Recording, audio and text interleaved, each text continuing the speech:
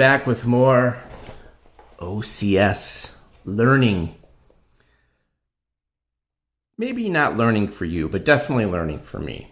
So these videos are mainly meant to help me learn the game system and practice different scenarios that may come up. Today we're working on Stuka dive bombing attacks. The barrage phase with airplanes. On the map, we have a pretend situation from OCS Smolensk, Barbarossa derailed, featuring the 286th Security Division of the Wehrmacht, who has conveniently spotted, moving up this road towards Smolensk, a Soviet HQ, 28th, and the 52nd Armor, racing up the road in movement mode. And the Security Division is going to conveniently call in an airstrike on that armor battalion, that Soviet armor battalion here. The 52nd Soviet Battalion. It is armor, you can tell by the symbol and the yellow background. And this is the type of movement, and that is the really bad action rating. It's in movement mode, as you can tell it's flipped. And so is the HQ, also flipped. Plus it has a movement factor, and its throw range is lower. They've been spotted moving up the road, and it's time to call in an airstrike from the nearby airbase at Krasnoye here. I didn't really put it on the city. It's an airstrip outside the city. I gotta check and make sure the factors. Oh, actually, my bad. This is supposed to point toward the hex that has the airbase. So your airbase is here. There is a bonus on a barrage. If you're within 10 hexes, if your flight plan, it takes you within 10 hexes. So, airbase is there. Are you supposed to? This is offset. I wonder if you're only supposed to do that if you have a big stack. I'm not going to use that for right now. We're going to put that on there like that. So you need, if it's within 10 hexes, you will get a bonus. 1, 2, 3, 4, 5, 6, 7, 8, 9, 10. This green arrow here represents the maximum amount for the bonus, so we're within that. So let's go over a few things. A little bit of history here. The 286th Security, later it became Infantry Division,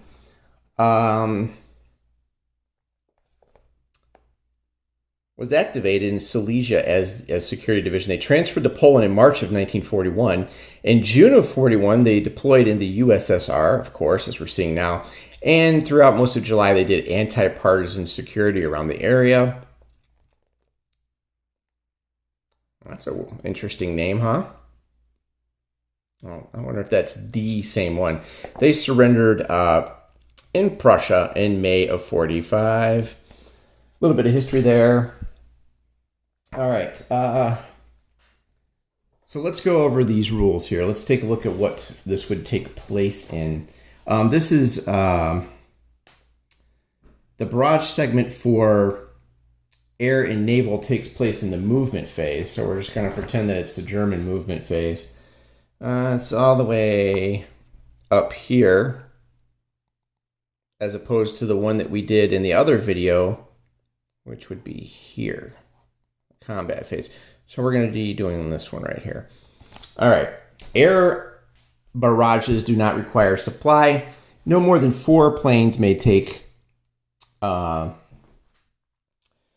in a barrage on one hex. Each hex can only be barraged once, I believe, if I remember that correctly. And the barrage is always subject to flak here. Always roll flak on barrage, hip shoots, and train busting missions. Only roll flak in a patrol zone. There, right there. Never roll flak on fighter sweeps and interceptions. We're going to be doing a flak roll. So our target today is going to be this hex. All right. So we're all set up. Now let's take a look at the air counter. Let me get this here. This is a Ju-87 Stuka. Has a range of 49 hexes, the yellow box there. The one in parentheses is the air-to-air rating. No parentheses means the aircraft is offensive. So this is definitely not a fighter. As you know, Stukas were very slow, and they kind of phased out toward the end of the war. The 12 is the Barrage strength. Okay, there's a little bomb behind it there. I don't know if you can see that. That helps you identify it as a Barrage. There's a little white bomb back there. And the T in the upper left is the type. The T means tactical bomber. All right, so we're going to be hitting this hex. And this is going to be bad. They've been spotted. We have a correct spotter here. This is a combat unit adjacent to the hex. And they're flying up the road. You know, maybe they might be going to reinforce. But they're in for a little bit of a surprise here. All right, so let's go over this process. It's pretty much like the other process that we did, except for that flak roll. Okay, before we do the whole procedure, I should probably go over some of the airbase things here. A lot of you, if you're new, you may not have seen one of these yet. Aircraft have two modes. They can be active or inactive. When it becomes inactive, you put it below the counter. That means they've flown a mission. And each scenario will dictate what you get here. You can also fly off map and put them into the box like that. That's mainly for those bombers. Aircraft have two steps each. Use the reverse side of the counter to show a step loss. So if they were to take a step loss, you would flip it over like so. And I believe each counter represents 45 aircraft, I believe. So this is a large amount of Stukas. I may have done some overkill here. They're going to fly out and hit that hex. They need to refit, and thinking of it as maintenance and things like that. It's how inactive aircraft become active. Refit is the only time aircraft need supply. So once they do their thing and come back, they're going to need to become active again, and that takes supply. Weather can inhibit air operations, etc., etc. An airbase, if I remember correctly, that is 15 in the book. Yes. All right. Has inherent flak. The level of the air base is the flak level. And it also represents how many units can be stationed there. Air bases are non-combat. If an attack-capable enemy moves onto an air base, it can be captured. All right, so that is a level 3. No more than one airbase can be in a hex. Each level allows for the refit of 2 aircraft per the aircraft refit phase. A level 3 airbase can refit up to 6 air units. They have flak points equal to their level. Only 2T times the level can be unloaded per movement segment. And that's talking about like a transport and things like that. The stacking limit of an active airbase and an airbase hex is 4 plus the level. There's no limit on inactive aircraft. All right, so there you go. Airbase can refit during the air refit phase. It costs 1T at each base, regardless of the airbase level. An airbase can refit up to double its level in aircraft. All right. Okay, so that's out of the way. We should be golden on that stacking limit.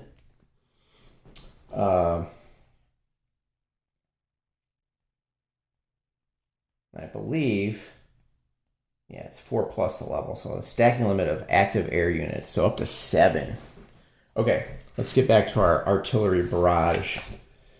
All right, so we've identified that, and what's going to happen now is, let me just walk you through the how this works here. All right. It's going to be the same. It's always going to be the same process for the barrage as we did with the artillery in the other video, or as I like to call it, video 2. You're pretty much going to total the strengths to determine the correct column, expend supply, that's only for land artillery, and you adjust per the table's notes. But we have to survive flak first. Okay.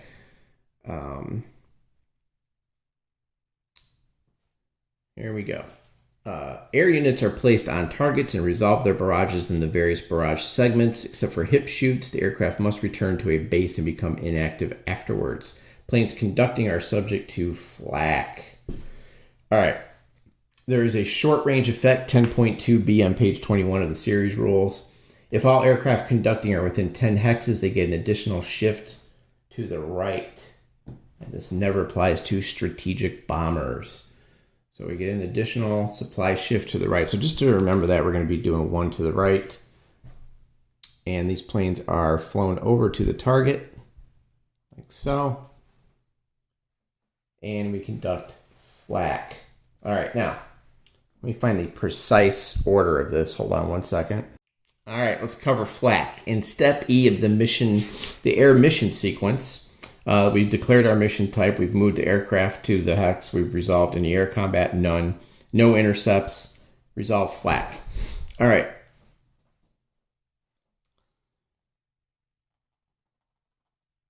Extra air units will sometimes be stacked with mission. Okay, we know that. Flak resolution. Okay, so basically we need to roll 2 dice, and if it's modified, result is 11 or more, 1 mission aircraft step is lost. Otherwise, the flak has no effect. It's modified by the flak points affecting the mission. Okay, so let's see what we got going on here. Let's just zoom in just a tad bit, like so.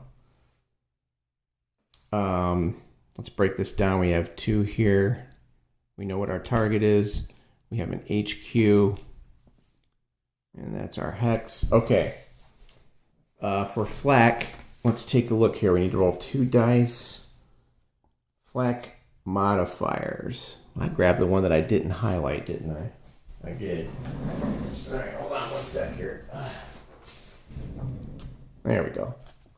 Target hex contains an HQ. It's going to be +1 to our die roll.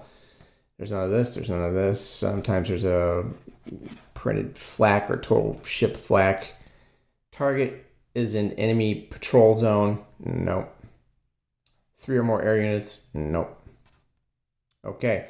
So it looks like we're adding 1 to the roll.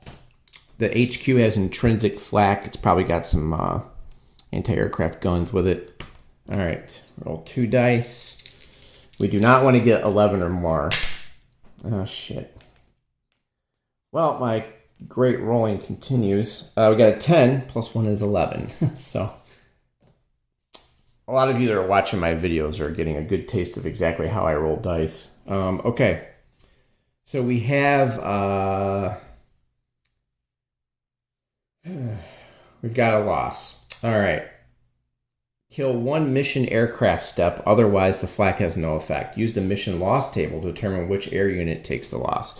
Well, they're pretty much the same, but I have them stacked 1, 2, so we're going to use the mission loss table. We're going to roll a die.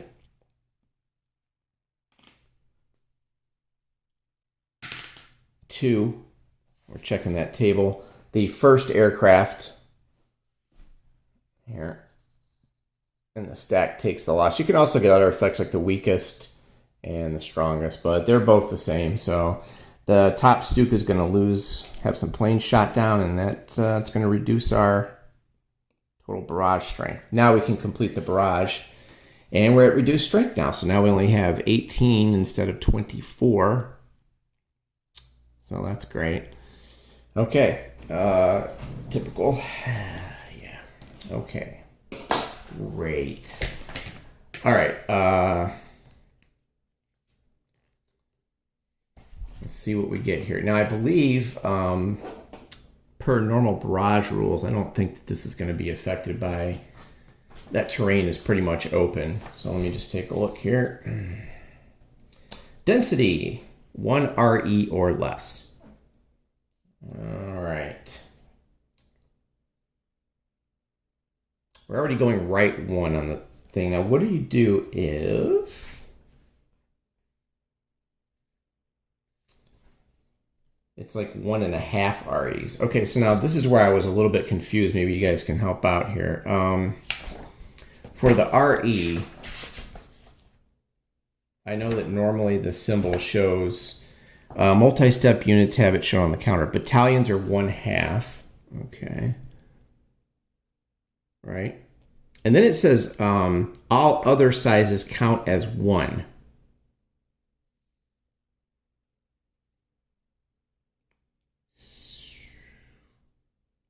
So let me just check and make sure there's not a rule for HQ. So I gotta see if that's a 1 or if the HQ doesn't count towards stacking. All right, so let me check that real quick. Okay, looking up HQs, I found my answer in the first paragraph. They are special combat units. HQs are 1 RE regardless of what is on the unit designation. So we're looking at 1.5 REs. So we do have a density here.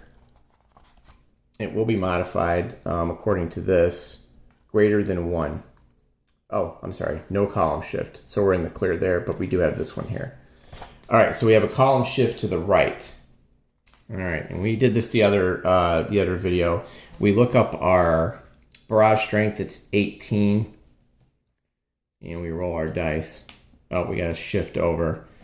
Okay, so normally we'd be here. We go 1 over and we roll on this table. All right, let's see what happens here. Roll 2 dice. Oh, that's interesting. So we ended up on the same table with that shift. Even though we took some losses, we're still on the 17 to 24. We would have been at 24 had we not taken a loss, I believe. That's correct. Yeah. Same column, pretty much. The shift to the right helped, and that was due to the being close to the air base. All right, the roll is a 5. That's a DG. Okay, so that applies to the whole stack. Well, these will go back, and they become inactive. And if you remember the stacking thing, they will go underneath the air base. And that is our airplane barrage. That is probably the worst barrage ever. I couldn't have picked a worse demonstration. Yeah.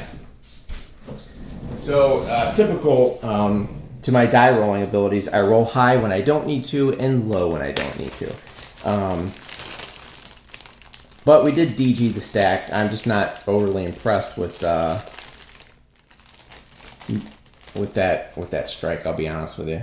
But that's how it's done. Now they'll go back, they're inactive, and they have to be refit, and they'll get a DG marker. So, yippee. I was really hoping for something like, I needed to roll high there. I was hoping for something right down here. Boy, you got to roll really well.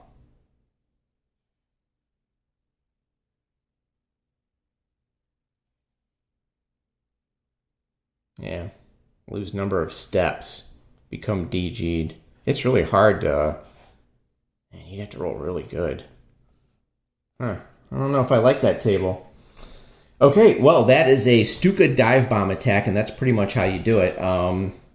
That is a very simple example. There can be an interception.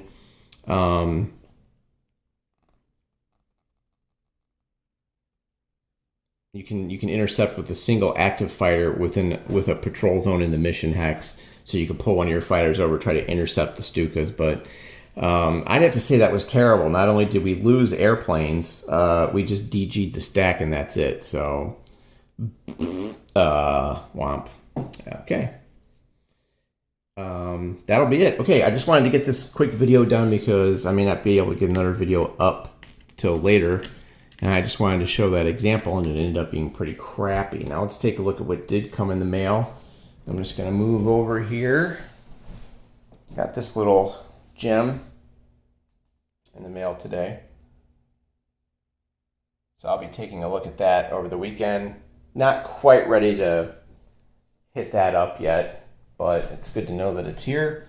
And I also have Rostov 41 from SCS coming for a little lighter gaming, which I might play that later, and we still have Panzer battles to look at and some other things. So my Eastern Front collection grows rapidly. Okay, that is a Stuka dive bomb attack. I got all excited, and really pretty much nothing happened. All right, enjoy the weekend, and I'll get this video up and plan some more next week, some more examples. Thanks for watching.